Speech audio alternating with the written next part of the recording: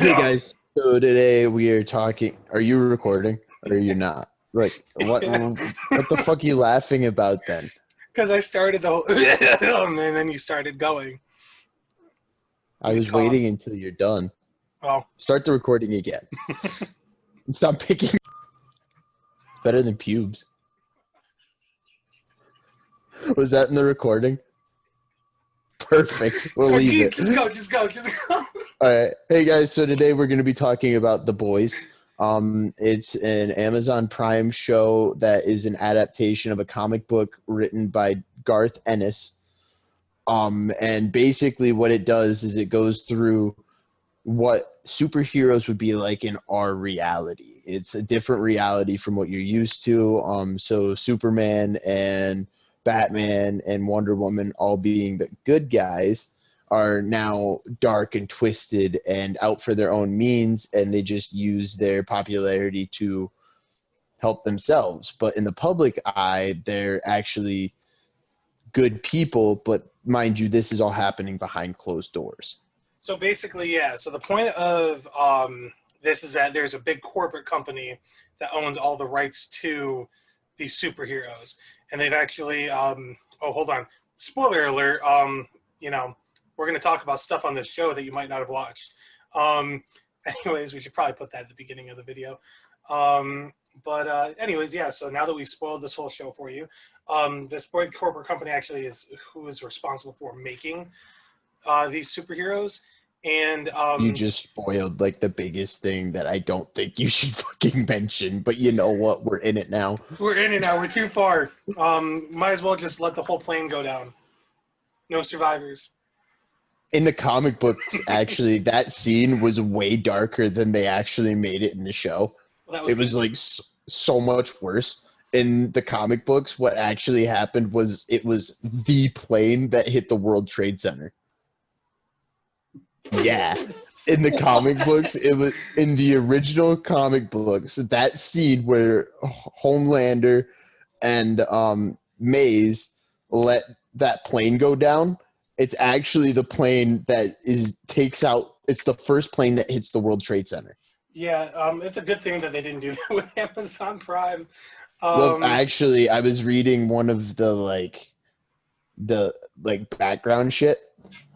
You know what I mean about the show and stuff, and obviously it's a very like daring and edgy show to begin with. But the reason they didn't add it was because they want the show to be more modern, opposed to more in the past, you know. Yeah, but So, yeah. and I mean, it's not like they're going to write a show about a plane hitting the monument to the World Trade Centers. Yeah, That would be beating a dead horse. literally. So we're just going to talk about the show. We kind of, again, we don't script any of this stuff, so as you can tell, we're just making this shit up as we go along. So we're going to talk about this show. We're going to draw some parallels a little bit later on about this universe compared to the superheroes that we all grew up with and know and love.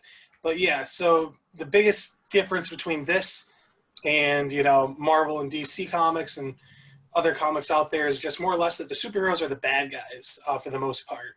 They're more human. They're humanized, actually, is what I'd rather say, because they're not selfless heroes that just want to, save the day. They have actual feelings, and I mean, well, except for Homelander, he's just a dick. That's not true, dude. When he's sucking on Mallory's titty, he's fine. Okay. But yeah, so Trey, go ahead and explain some stuff that you want to talk about. So basically, in this episode, we're going to talk about the parallels we draw between the boys' characters versus the more known characters throughout, like Marvel, DC, so on and so forth. We're gonna glance over like the obvious ones, like Homelander and his parallel, but I want to talk more about like the nitty gritty and like not the ones that they were directly taken from, but actually remind me of from characters that I grew up watching. So, like, for example, to start, in the newest episode, there Well, was that. hold on. Let's talk about. Let's start with the seven since you got them on screen. Yeah, okay. Let's start with those guys, and then we can work on the newer characters. Yeah. So obviously you got Homelander. That is mostly drawn as a parallel to Captain America and Superman. Yeah. Yeah. And then next you got A-Train. A-Train, who is basically douchebag Flash. Well, yeah. He's the Flash, but like I kind of honestly parallel him to Tony Stark too, just because of like he reminds me of Tony Stark with like how cocky he is and arrogant, but it comes across more aggressively than Tony is because it's supposed to be his parallel. But the thing is, though, I think that like I don't think that. I mean, I haven't read all the comic books and all that stuff out there, but I don't think that Tony Stark was as cocky in the comic books as Robert Downey Jr. made him. I mean, and the writers made him going into the movies. Mind you, us doing this now. So this comic book series, I believe, was written in 2005. It's either 2003 or 2005. I don't remember. But so you can throw up text with the actual answer later on when you're editing. But I believe it was written in like 2005. And so obviously you're going to be taking parallels from 2005 when the comic books were written. However, in my mind, you also have to take the more modern things because this is a modern show. Like I was saying about the airplane thing earlier, they took it as a modern show. They wanted it to be more portrayed as modern, so it's more relatable to the people watching it now. Yeah. So, like, I like to take Tony Stark's attitude and arrogance from the MCU and kind of compare it to A-Train. You know, obviously there's different versions of every character Marvel's ever written, and same thing with DC, but kind of like tying it all together. A-Train reminds me of Tony Stark and the Flash, obviously. Yeah. So going forward, then next we got Black Noir, which you've got your opinions on him. I definitely think that it's supposed to be more or less like mute Batman, kind of because it's definitely like a Batman type of character, but at the same time, it kind of reminds me a lot of like the Punisher, too. Just because like he's like just stalking kills people. Just kills people, but he's also like stalking his prey and stuff. Me personally, so again, with all of these characters, I don't think it's supposed to portray one superhero and one superhero alone. You know what I mean? So, like, Black Noir for me is a couple of characters. Number one is Batman, obviously. Number two is Rorschach, which Rorschach was a character from Watchmen. And what Watchmen was a parallel of DC. It was written by DC, and it was a parallel of your Justice League world, right? So what happened was basically in Watchmen, which we'll probably do another video on this eventually because it's one of my favorite universes ever in all of comics. But basically, Vietnam ended way worse than it did now. And so it's an entirely darker world. And Rorschach's whole point is he's Batman's parallel, but he only sees black and white. So there is no gray area where there can be a little bit of or a lot of good by doing a little bit of bad. It's only good or it's only bad.